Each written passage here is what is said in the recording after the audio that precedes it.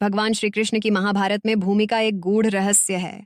उनके सर्वज्ञ होने के बावजूद जब अभिमन्यु ने चक्रव्यूह में वीरगति प्राप्त की, तब उन्होंने सीधे हस्तक्षेप नहीं किया।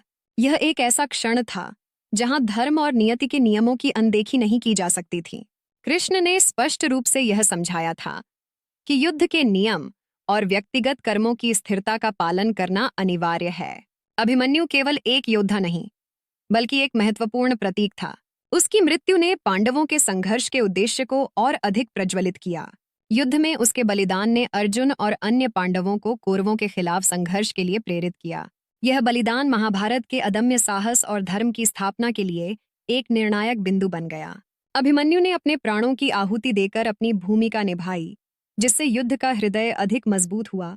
कृष्ण का उद्देश्य केवल युद्ध की अगुवाई करना नहीं था, बल्कि धर्म का पुनर्स्थापन करना था। वह जानते थे कि सभी पक्षों को उनकी नियति का सामना करना पड़ेगा। अगर वह अभिमन्यु को बचाते, तो यह युद्ध की नैतिकता और न्याय के नियमों का उल्लंघन होता। उनके लिए यह स्पष्ट था कि जब एक योद्धा दुश्मन के सामने आता है, तो उसे अपने कर्मों का फल भुगतना होता है। कर्म का सिद्धांत गीता में महत्वपूर्ण है, जिसमें कृष्ण ने अर्जुन को बताया कि आत्मा अमर होती है। मृत्यु केवल शरीर का अंत है और आत्मा की यात्रा का एक चरण है। अभिमन्यु की मृत्यु ने पाठकों के सामने यह संदेश रखा कि जीवन और मृत्यु का चक्र निरंतर चलता रहता है। यह हमारे कर्म हैं जो हमें आगे बढ़ाते हैं। इसलिए भगवान कृष्ण ने अभिमन्यु की मृत्यु को एक अवसर के रूप में लिया, जिससे संघर्ष की महानता और धर्म का पुनर्स्थापन हो सके।